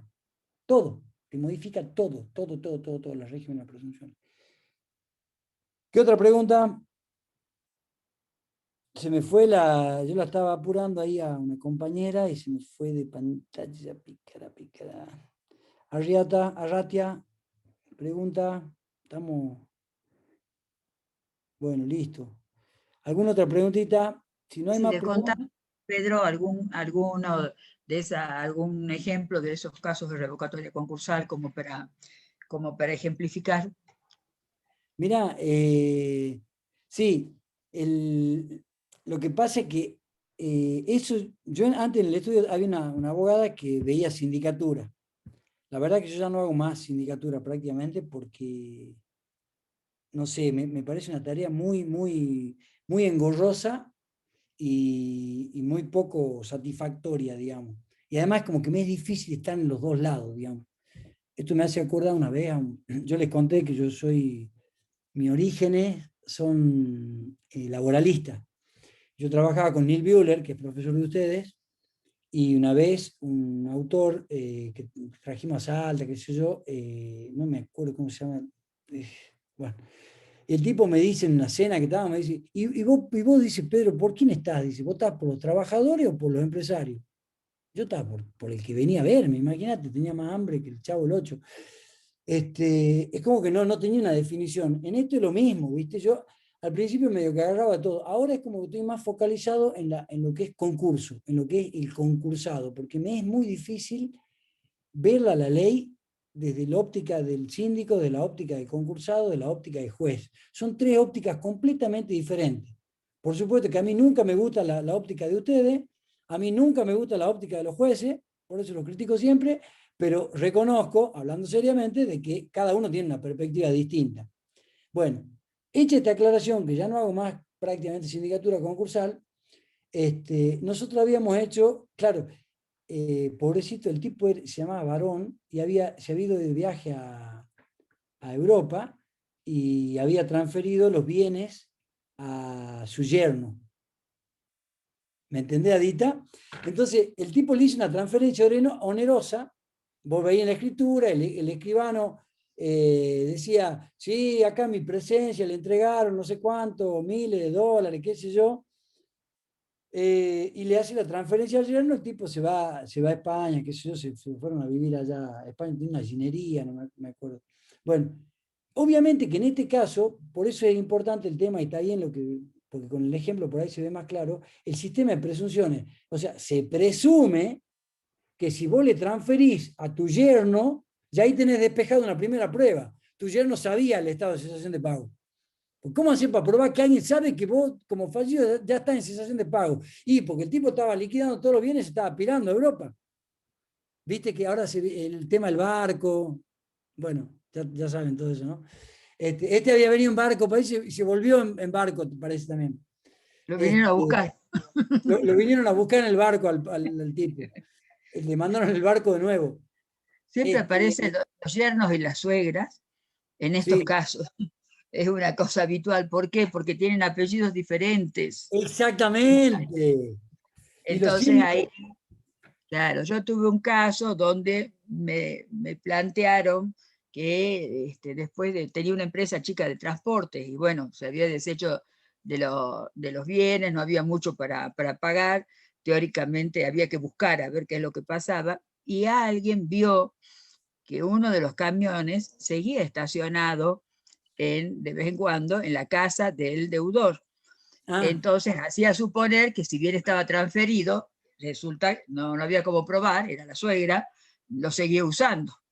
Entonces lo que hicimos es una inspección ocular a la hora de mirá, la fiesta, determinamos que estaba ahí, ¿no es cierto? Y como no se la esperaban, porque no se esperaba la inspección ocular en ese momento, y cuando le preguntamos, el que atendió la puerta sobre el dueño si me podía llamar al dueño del camión, por supuesto apareció el deudor, y bueno, ahí ya se requirió informe respecto al registro civil, se descubrió que era la suegra nunca se dedicó a los transportes, nunca tenía, la suegra además vivía en otro lado. Así que bueno, se recuperó el camión, pero algo se recuperó, eran 3, pero uno por lo menos se recuperó y se lo pudo liquidar, porque bueno, haciéndolo así chiquito, no complicado. mirá, Pero mirá que con ingenio, porque y además metió también el medio probatorio, sobre el claro, cual yo este año estoy, el medio probatorio es un reconocimiento ocular, es un claro, medio de prueba. se me ocurrió la única forma, dice, yo no sé cómo, pero sé que ahí está estacionado de vez en cuando, porque hacía transporte, o sea, de vez en cuando estaba. El día que se suponía que estaba, caímos a la hora de comer, digamos, para ver. O había un síndico muy vivo en un juicio famoso de hace muchos años, de una empresa constructora de acá que duró, no sé, el trámite si 20 años, pero los bienes los trasladó a Santiago del Estero, lo más Ah, importante, que eran las máquinas retroexcavadoras. Y el síndico se encontró que no tenía toda esa maquinaria, se pidió autorización, se le pagó el viaje con gastos del concurso, de la quiebra, ¿no es cierto?, para que viajara a Santiago a ver qué pasaba, porque se habían perdido. Y fue tan ingenioso que siguió las huellas de unas huellas, porque estuvo indagando por todo el lugar donde estaban y demás, siguió unas huellas que desaparecían en el campo en medio digamos, del monte. no, Entonces hizo excavar y no.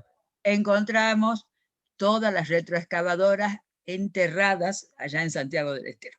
Si no tuviéramos en clase te diría me estás jodiendo, pero no, como No, estamos es una en quiebra, no puedo dar el nombre, pero es una quiebra que no, fue pero es famosa. genial eso.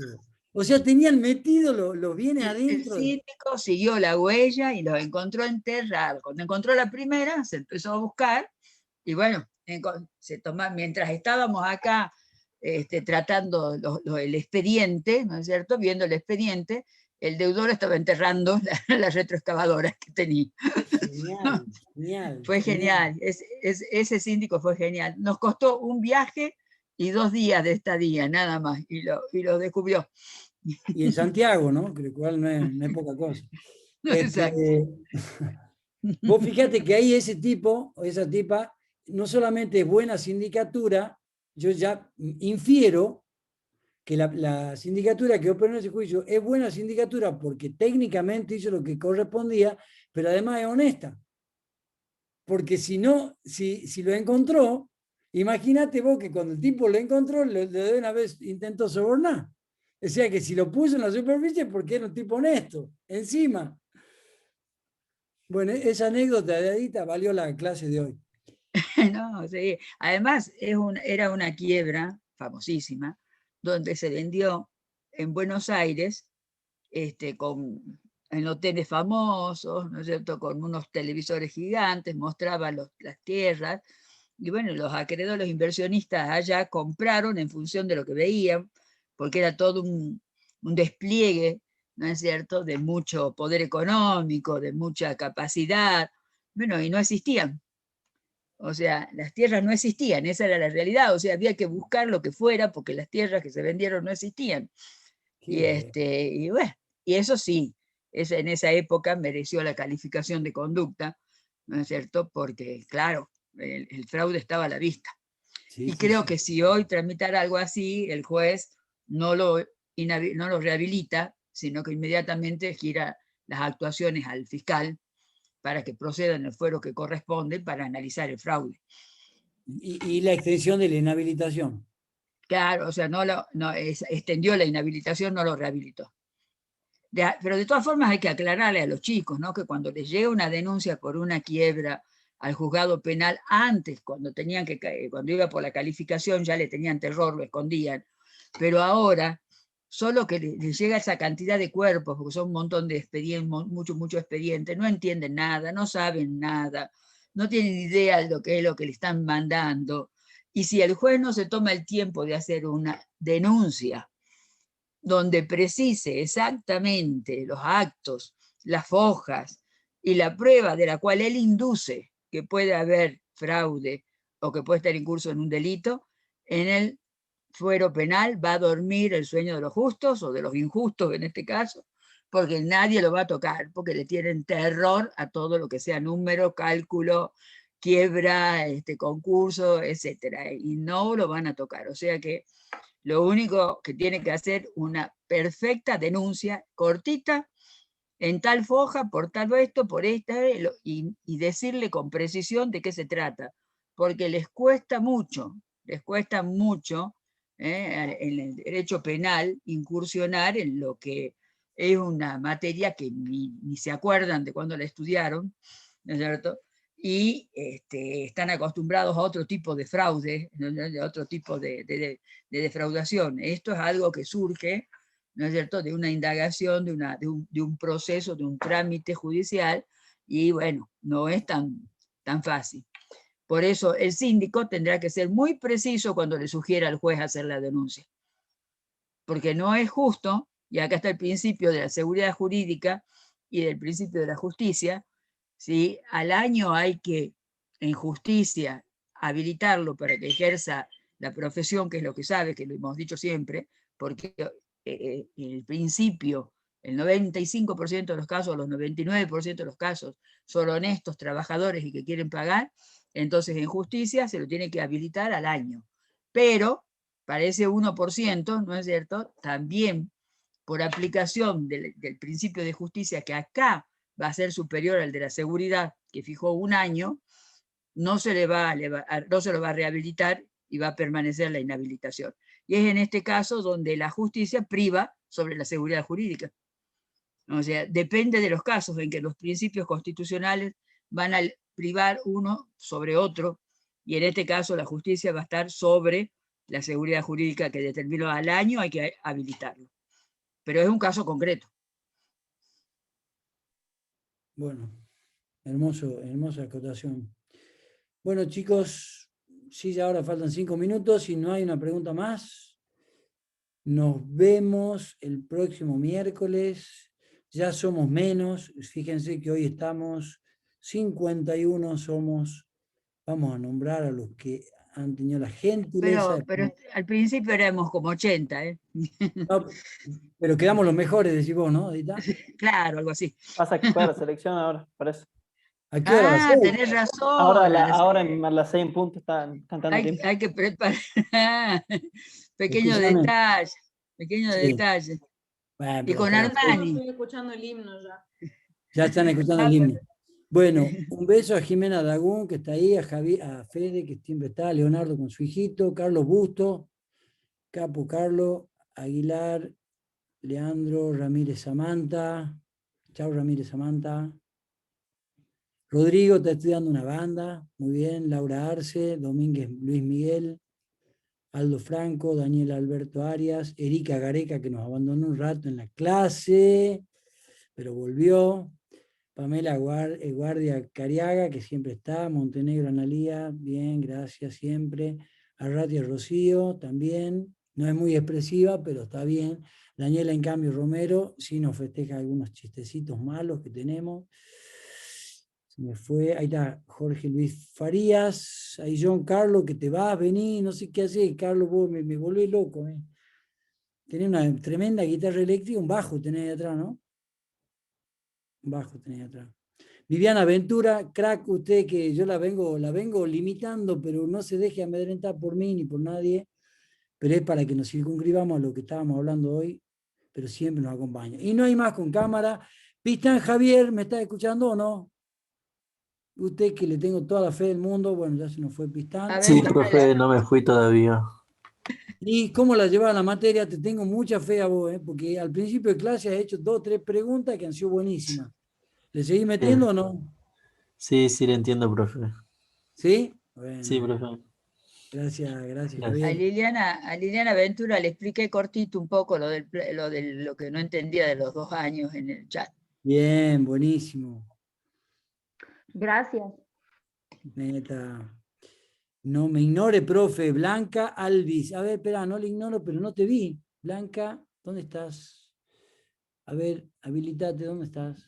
Profe, acá. Bueno, no pongo la cámara. ¿Me escucha? No pongo la cámara Sí. porque a veces se me pone lento el internet y se me corta. Claro, por eso yo no digo nada, porque si están ahí, asumo que están escuchando, pero no te mencioné, no es que te ignore, sino que yo solamente mencioné a los que estaban con cámara, porque uno necesita un feedback. O sea, no es que nosotros podemos hablar hacia la pared, ¿viste? Sí. Sino que necesitamos feedback, entonces valoro mucho los que sí ponen la cara y están y qué sé yo. Daniel Alberto Arias, no sé si te nombré. Bueno, les mando un beso, 17:59. Chao, nos vemos. Gracias, chicos, chicas. Hasta el Buenas tardes. miércoles. Chao, chao. Chao, profe. Chao, chao, chao.